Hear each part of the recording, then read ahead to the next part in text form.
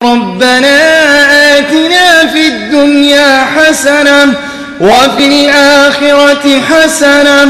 وقنا عذاب النار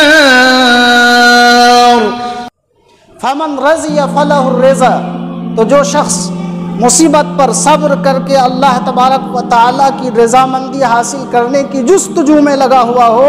فلہ الرضا، تو اس کے لیے اللہ تبارک و تعالیٰ کی رضامندی ہے، اللہ تبارک و تعالیٰ اس سے راضی ہوتا ہے۔ ومن سخط فلہ السخط، اور جو ناراضی کا اظہار کرتا ہے، واویلا کرتا ہے، پریشان ہوتا ہے، گریبان چاک کرتا ہے، شور مچاتا ہے، کہتا ہے کہ پوری دنیا کے اندر ہم ہی کو ملا ہے مصیبت میں مبتلا کرنے کے لیے، شکوہ اس کی زبان پہ ہمیشہ رہتا ہے، تو ظاہر ہے اس سے اللہ تبارک و تعالیٰ کا کوئی نقصان تو ہونے والا نہیں ہے، فلہ السخط، لیکن ایسے شخص کے لیے اللہ تبارک و تعالیٰ کی ناراضگی ہے۔ اس لیے مصیبت کے وقت اللہ تبارک و تعالیٰ اگر کسی کو مصیبت میں مبتلا کرے تو اس کو صبر کرنا چاہیے اور اجر و ثواب کی امید کرنی چاہیے کہ اللہ تبارک و تعالیٰ ہمیں اجر و ثواب سے ضرور نوازے گا۔ ایک اور سبب ہے جس کے ذریعے ہم اللہ تعالیٰ کی رضامندی حاصل کر سکتے ہیں، وہ یہ ہے کہ آدمی صفائی ستھرائی کا لحاظ رکھے، بدن صاف ستھرا رکھے، جہاں پہ رہتا اس کو صاف ستھرا رکھے،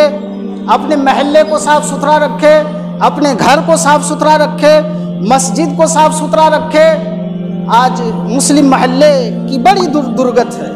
صفائی ستھرائی کے معاملے میں مسلم محلہ بہت بدنام ہے، اس لیے ہماری شریعت کے اندر جس قدر صفائی ستھرائی کی تعلیم ہے کسی بھی مذہب کے اندر وہ تعلیم نہیں ملے گی، لیکن بڑے افسوس کی بات ہے کہ جس مذہب نے صفائی ستھرائی کی اتنی زبردست تاکید کی ہے اسی کے ماننے والے صفائی ستھرائی کے باب میں بہت زیادہ پیچھے ہیں۔ ایک حدیث میں اللہ کے نبی جناب محمد رسول اللہ صلی اللہ علیہ وسلم نے ارشاد فرمایا، السواک مطہرۃ للفم ومرضاۃ للرب، یہ جو مسواک ہے منہ کو صاف کرنے کا ایک ذریعہ ہے، السواک مطہرۃ للفم، مسواک منہ کی پاکیزگی کا باعث ہے، ومرضاۃ للرب، اور اللہ تبارک و تعالیٰ کی رضامندی حاصل کرنے کا ذریعہ ہے۔ معمولی مسواک ہے،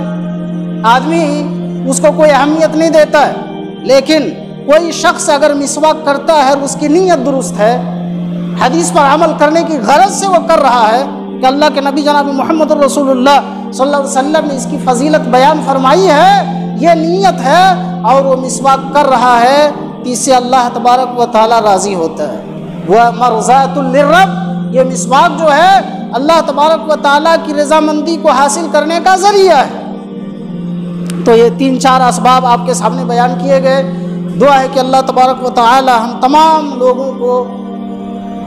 جو بھی عمل ہے اس کو محض صرف اس نیت سے ادا کرنے کی توفیق دے کہ اللہ تبارک و تعالی راضی ہو، اور جو اسباب آپ کے سامنے بیان کیے گئے ان اسباب پر مجھے آپ کو سب کو عمل کرنے کی توفیق دے۔ آمین وآخر دعوانا۔